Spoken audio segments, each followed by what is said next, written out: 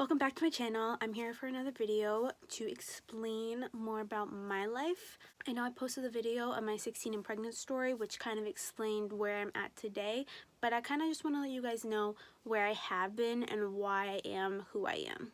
So, as you could tell by the title, I'm adopted. I was adopted when I was 6. So I'm going to go into detail on how that happened, why it happened, and what's going on right now.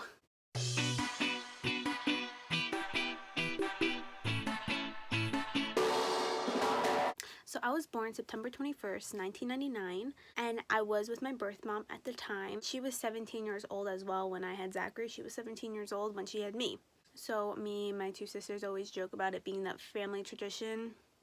But anyways, I was with my birth mom for the first 4 years of my life, which is a lot, considering that's when you develop who your mom is, who your dad is, like just relationships with the people around you. And that kind of all changed for me once I turned like three and a half. My younger sister, she was born in 2002.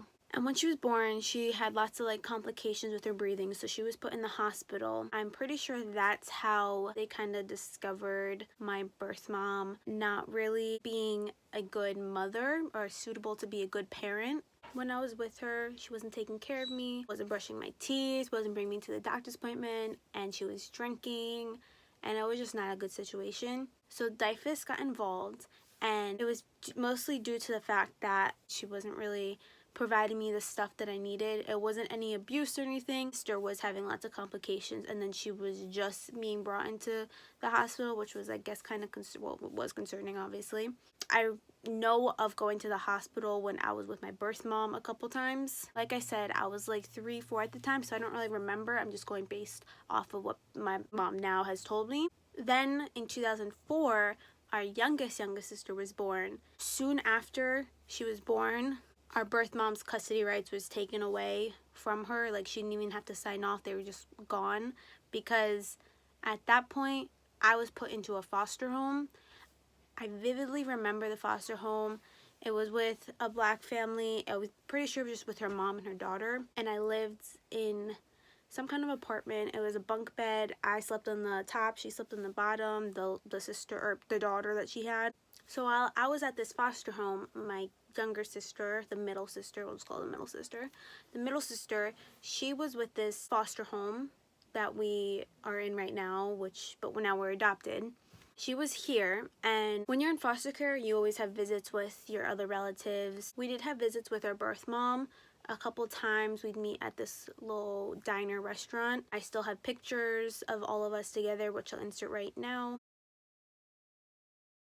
We only spoke Spanish, so it was kind of hard to understand her. We had a translator, and our mom now was also there present. And then outside of that, me and my middle sister had visitations in like a small room. We just kind of played together. And then when our youngest sister was born, she was born being addicted to cocaine, because I guess she did drugs while she was pregnant, which is obviously a big no-no.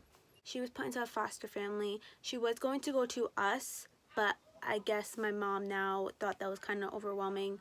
She did want to keep all of us together, but her best friend, who also did foster care and had a couple children who she adopted of her own, she took in our youngest sister. And it was supposed to only be temporary, but she ended up like falling in love with her and wanting to adopt her. Rewind a little bit. I was in the foster family with the mom and the daughter, while I was in a foster family that we're adopted in right now. And our youngest sister was put in a foster family to our now mom's best friend. If that makes any sense.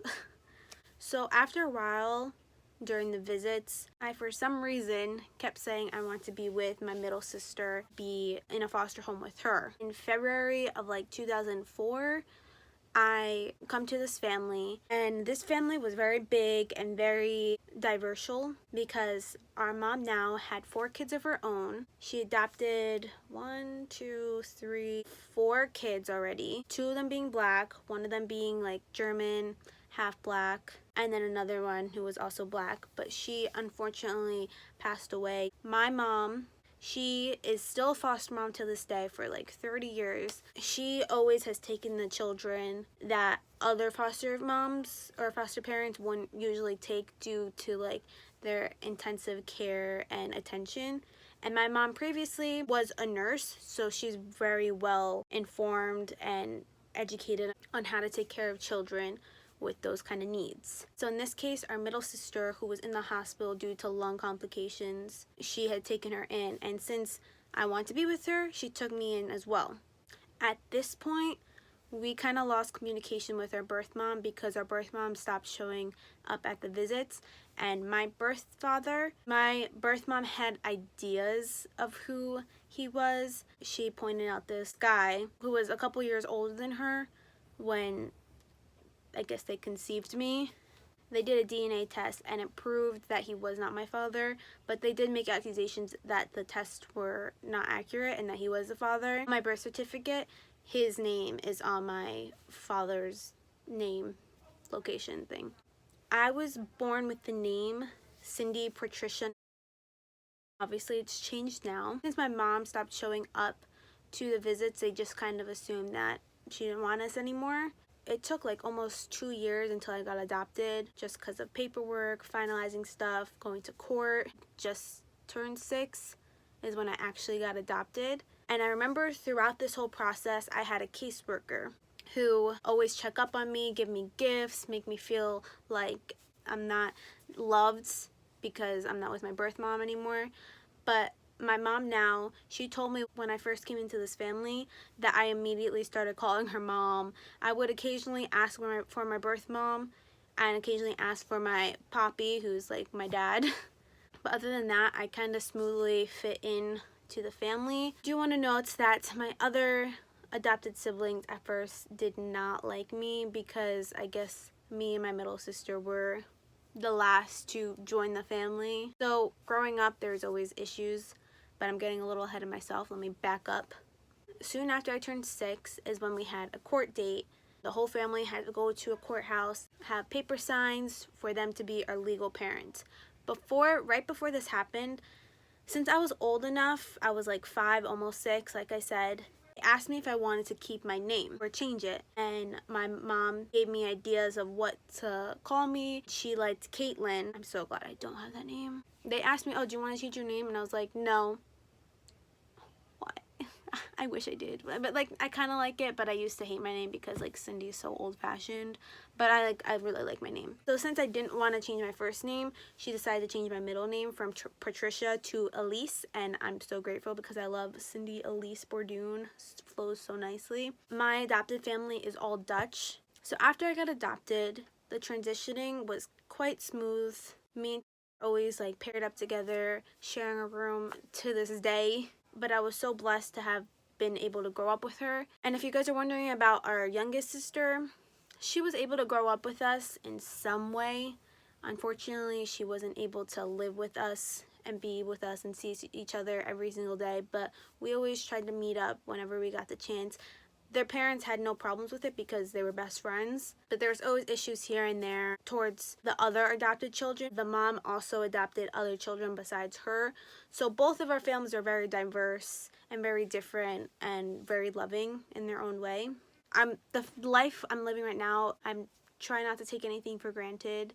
After I got adopted, no longer had any communication with her birth mom, and I'm okay with that because after a while I just kind of was like, this is my family, the family I'm in now, this is my family, these are the people who love me, these are the people who are raising me. And my birth mom, I kind of just accepted the fact that I'd never see or hear from her again. But my other siblings were kind of struggling with not really being able to know their birth mom. Me, on the other hand, I really couldn't care less. If I ever had the opportunity to meet her, I'd definitely meet her. Like, I wouldn't pay someone to like dig up where she's from or where she is and all that stuff. Like, I wouldn't pay someone to do that. My 16 and pregnant video noted that she isn't very emotional and doesn't really know how to reciprocate other people's emotions, but deep down she does have a big heart. Like, who wouldn't have a big heart when they dedicate their life to taking care of other people's children and to give them love when no one would give them love back? I don't regret my life. I kind of do wish I was able to see how my life would have been if I wasn't adopted, but I'm have everything I could have asked more plus more. If I wasn't adopted, I wouldn't have met the friends I did. I wouldn't have met the people I did. I wouldn't have Zachary. And obviously God has a plan, and obviously this was his plan for me. Do I plan on trying to find my birth mom? Maybe. Maybe in a future video you'll find out if I do or not. I will get the chance to. Who knows? You might see in a future video. Not hinting anything out or anything. But I just want to finish this off by saying this is why I am the way I am. I'm not going to apologize for it. People want to say that I fake this attitude or this personality. I don't. That's just how I was grown up to be.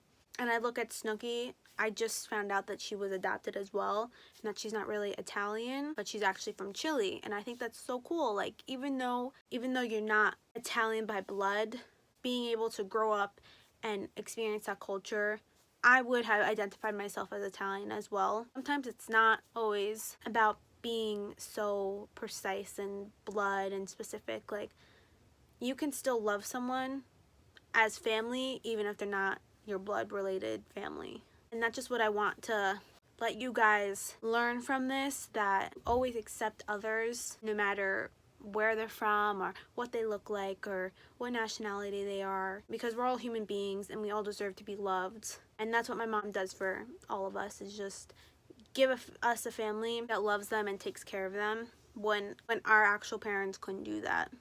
I hope you guys like this short video. I just kind of wanted to explain more about myself and why I am the way I am, and to also let you guys be educated for future videos of things that I post. I thought this was important for me to share with you guys, getting to know me more, and hopefully being able to join my ongoing journey, because I always say that my life is like a movie. So many things has happened from the beginning to the middle to where I'm at right now, and I know there's a lot more stuff going on down the road that only God knows and God has planned, and I can't wait to figure all that out. And I'm hoping that you guys will join this journey along with me, be there to watch and support.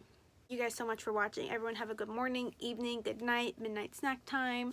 Whenever you guys are watching this, just have a good one. But just remember, I'm not just a mom, I'm a fabulous one. Bye guys.